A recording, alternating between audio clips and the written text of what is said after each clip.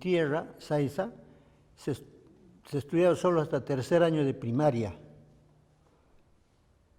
Y como no había dónde estudiar, un buen día, sobre todo mi madre, Elisa Guamaní, decide sacarnos a Nazca.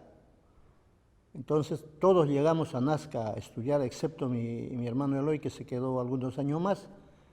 De esa manera es que llegamos a Nazca a estudiar y sufrir también las consecuencias de ser serranos ese entonces en la costa, ¿no? Y creo que eso, el bullying que hacen actualmente no es nada frente a lo que se hacía antes, ¿no? Donde teníamos que aprender a defendernos a puño limpio, como lo hacía Saúl ya en la costa. Creo que con creces hemos respondido a las expectativas de nuestros padres, y Saúl, que se quedó en Nazca, y creo que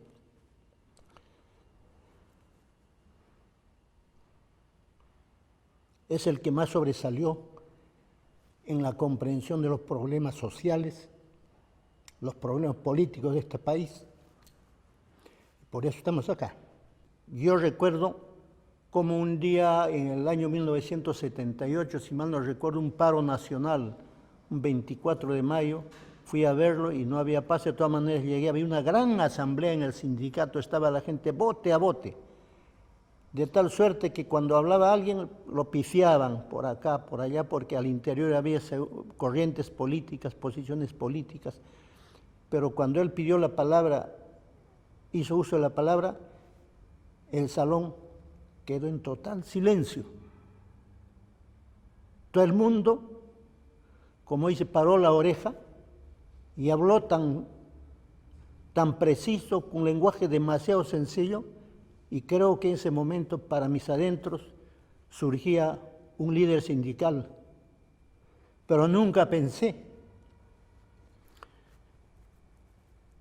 que iba a asumir la conducción de una de las federaciones más importantes del país. Pensar que tenía no solo un hermano de sangre, sino un hermano también de ideales. Ese día realmente me sentí muy, muy alegre, muy satisfecho, creo que hasta derramé unas lágrimas, porque yo le veía distinto. Su comportamiento había cambiado totalmente y él veía el problema mucho más lejos, que incluso que yo había leído seguramente bastante, pero él veía mucho más lejos. Y eso fue la sensación que sentí en ese momento. Referente a él, terminó, bajó, lo abracé y le dije, qué bien. Luego, en 1987, por esta trayectoria seguramente, fue elegido secretario general de la Federación Nacional de Trabajadores Mineros, Metalúrgicos y Siderúrgicos del Perú. Inmediatamente comienza a hacer una labor de bases, va de base en base, de tal manera que incluso ya tenía familia, ya prácticamente abandonó a sus hijas, el caso de Vanessa, Brenda, Ronnie, que estaban chiquitos, llega cuando puede y de esa manera levanta una federación poderosa. Pero su aprendizaje había sido tan rápido que él supo mantener lo que en sindicalismo decían el Frente Único, donde todas las posiciones caben, todos pueden discutir internamente, pero una vez discutidos los acuerdos, por mayoría se cumplen. Y al mismo tiempo, él decía que no había que someter a las organizaciones sindicales, menos a la federación, a un partido. Bueno, como consecuencia de todo este trabajo, en el mayo de 1988 presenta el pliego nacional minero a las empresas y al Estado, es decir, al gobierno. Pero como el gobierno no da señales positivas, acuerdan irse a una primera huelga que inicia el 17 de julio y concluye el 16 de agosto.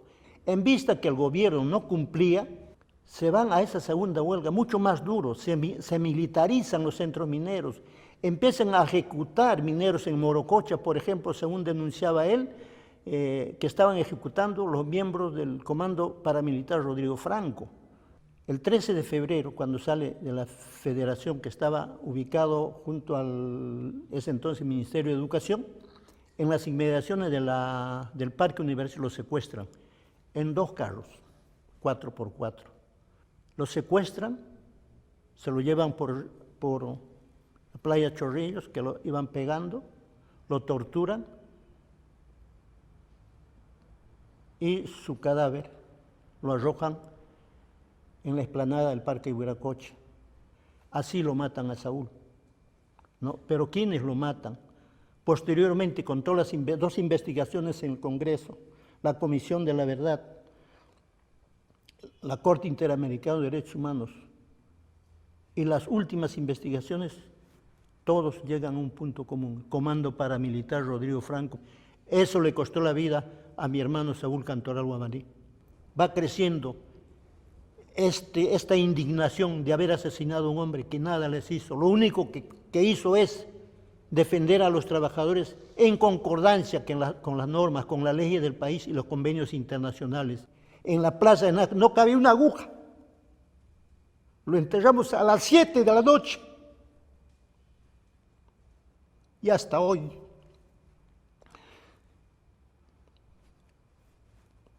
Vamos a encontrar flores frescas en su tumba.